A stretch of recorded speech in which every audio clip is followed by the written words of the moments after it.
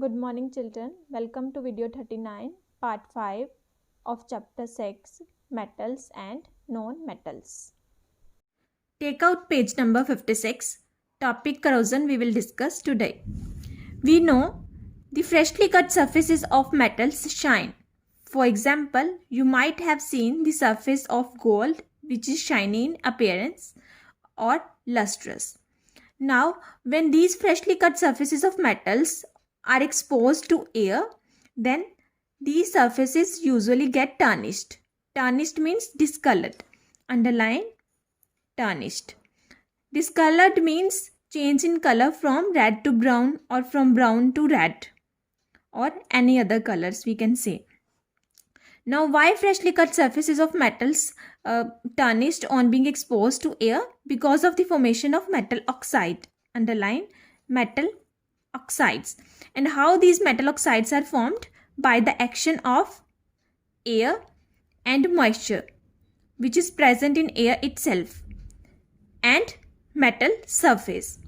Now, second reason for the discoloring or tarnishing of metallic surfaces is the formation of metal sulfide. And these metal sulfides are formed by the action of hydrogen sulfide gas present in polluted air on metallic surface. Example here we have like silver get tarnished in polluted air by the formation of silver sulfide. And this silver sulfide is formed by the action of hydrogen sulfide gas present in polluted air on the metallic surface of silver, which is black in color. Silver sulfide is formed. Now, sometime what happens? The tarnishing protects the rest of the metallic mass from the chemical action of air. How? Because the formation of metallic oxide or metallic sulfide over the metallic surface will break the contact of remaining metal with the air. Now, when the chemical action of air is prolonged beyond tarnishing, the compound formed like metal oxide, metal sulfide or metal sulfate or metal carbonates slowly eat away the metal. And then we say the metal is corroded. So underline the definition of corrosion. The slow destruction of metal or an alloy by chemical action is called as corrosion. Example of corrosion here we have like the rusting of iron. Other metals like magnesium, aluminium, zinc, tin and copper can also corrode. The corrosion of copper is commonly observed in kitchen, where you might have seen a green deposit over a copper utensil when left in moist air for a day or two. This is due to the formation of basic copper sulfate or basic copper carbonate. Now, this copper sulfate is formed by the action of oxygen, sulfur dioxide, moisture on the copper surface. And copper carbonate is formed by the action of oxygen, carbon dioxide, moisture on the surface of copper. Next is factors that aid corrosion. Following are the factors that hasten the corrosion of metals. Hasten means increase the speed of corrosion or accelerate or catalyze the speed of corrosion. First factor is the presence of impurities in the metal. If impurities present in the metal are more, then accordingly the speed of corrosion will be more. Pure metal kept in isolation do not corrode because in pure metal no impurity is there. Example is like iron pillar at Delhi standing in the open air has not corroded for centuries because it is made up of pure iron. Second factor is the presence of moisture.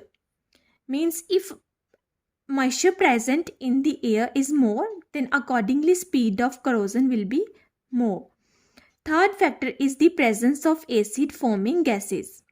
Acid forming gases like carbon dioxide that can form carbonic acid, sulfur dioxide can form sulfuric acid and hydrogen sulfide itself acid.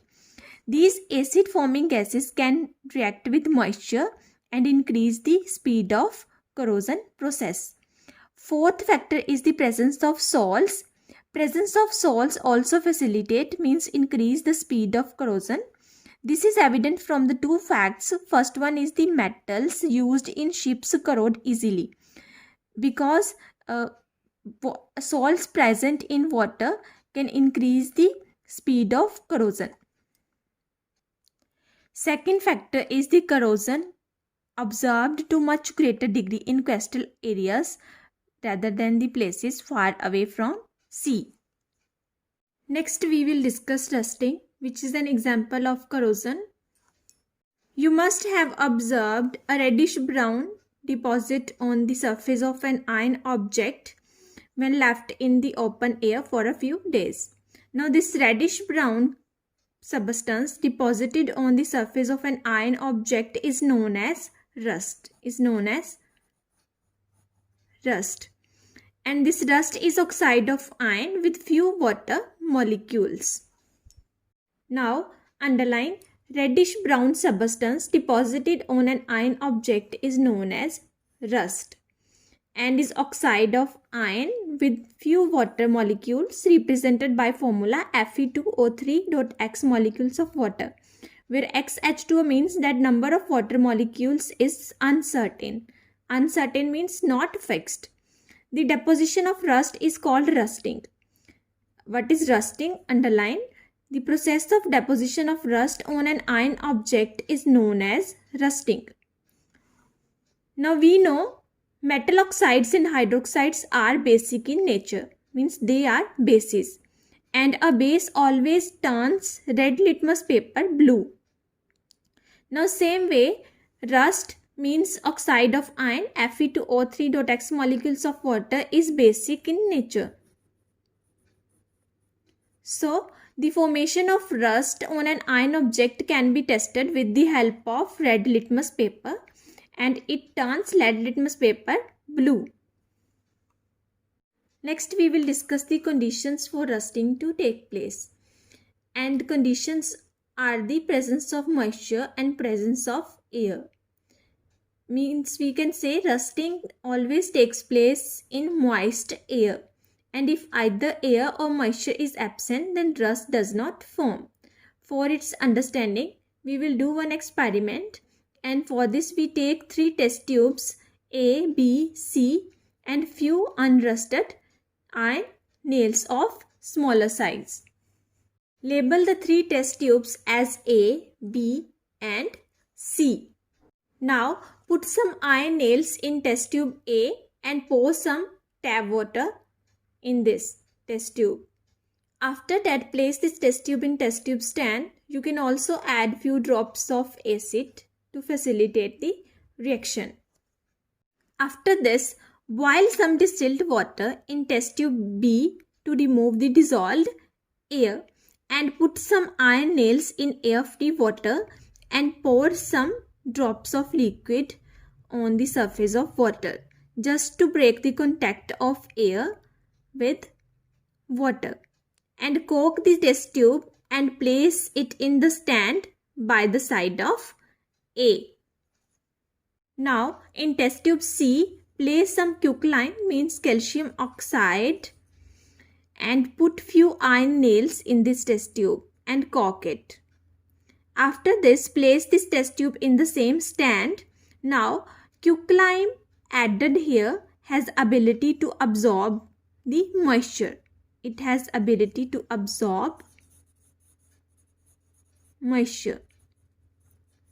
So it will absorb all the moisture present in this test tube, and the air in this test tube we can say is moisture free, means it does not contain any moisture. So in test tube A we have the presence of both moisture, means water, as well as air. In B we have only moisture, means water, not air. In test tube C we have only air, not moisture, because of the presence of quicklime. Now in test tube B and C, possibility of rusting is not there, and in case of A, possibility of rusting is there. So we can say that iron nails placed in test tube A will rust because of the presence of both moisture and air, and iron nails present in test tube B and C will not rust because of the absence of air in test tube B and moisture in test tube C. You can see here the iron nails in test tube A will rust because here we have both air as well as moisture. And iron does not rust in moisture without air, means in test tube B, and in air without moisture, means in test tube C. So the chemical reaction takes place in rusting is iron plus oxygen plus water gives you rust. Means iron, which is grayish in color, will combines with oxygen, comes from air, and water, means moisture, form reddish brown substance known as rust having chemical formula Fe2O3.X molecules of water, means oxide of iron with water molecules. XH2O means the number of water molecules is uncertain, means not fixed. Next we will discuss how to prevent corrosion. But before this we will discuss that corrosion is highly destructive. Destructive means something that causes damage or something that is harmful or dangerous.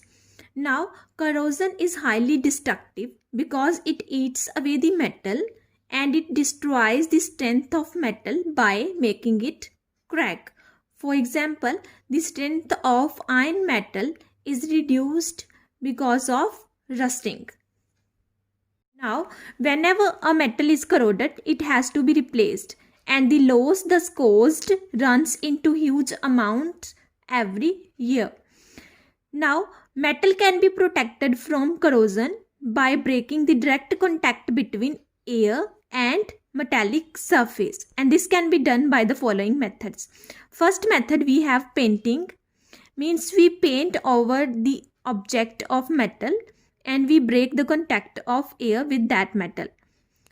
So applying a paint, preferably acid resistant, protects the metal from the chemical action of air or solution, means painting can break the contact of air with metallic surface. Second point is greasing, means we grease or we apply, for example, oil over the metallic surface to protect from corrosion. So applying grease over the metal surface also protects the metal from chemical action. For example, sometimes we apply oil over the machines like sewing machine just to prevent from corrosion or just to prevent from rusting. Third point is galvanizing. A metal object is dipped in molten zinc. In galvanizing, we use zinc to protect metals. Means we coat zinc metal over the other metals. So, a metal object is dipped in molten zinc so that a layer of zinc forms on the surface of that object. And then that object is known as galvanized. Galvanizing prevents rusting. Galvanized iron means GI. Pipes are used for water connections in our homes, and similarly GI means galvanized iron sheets are used for making air coolers. Next method we have tinning. This method is same as that of galvanizing, but in case of tinning we use tin metal instead of zinc metal. And in first step we convert solid tin metal into molten tin. And after conversion, we dip an iron sheet in molten tin. And then we see a thin layer of tin will be deposited on an iron sheet. And so we can say this tinning not only prevents iron from rusting, but also gives a shining look to the sheet of iron. Another method of preventing corrosion is electroplating. This word is comprises of two words, electro and plating, where electro means electricity and plating means the process of covering one metal with another metal. So, electroplating means process of covering one metal with another metal with the help of electricity. Depositing a thin uniform layer of one metal over another by electrolysis is known as electroplating. Underline this definition of electroplating. Now, what is electrolysis? It is the process of passing electric current. Electroplating a metal with tin, nickel, chromium and copper is quite common methods of preventing corrosion. Now why we use these metals? Because these metals are quite cheaper. Electroplated materials remains lustrous for a long time. Now nickel plated steel is used for making some parts of cycles, and chrome plated steel means steel plated with chromium, or brass is used for bathroom fittings, and copper plated steel means steel plated with copper used for making utensils. Last method is alloying. Write on the definition. Process of melting two or more metals together is known as alloying. And alloying a metal with another metal not only increase the strength of metal but also protects it from corrosion. And for this reason we can say stainless steel, which is the mixture of means homogeneous mixture of iron, chromium, nickel, manganese and carbon; brass, homogeneous mixture of copper and zinc; bronze, homogeneous mixture of copper and tin; and magnesium, homogeneous mixture of aluminium, magnesium and copper. All are corrosion resistant.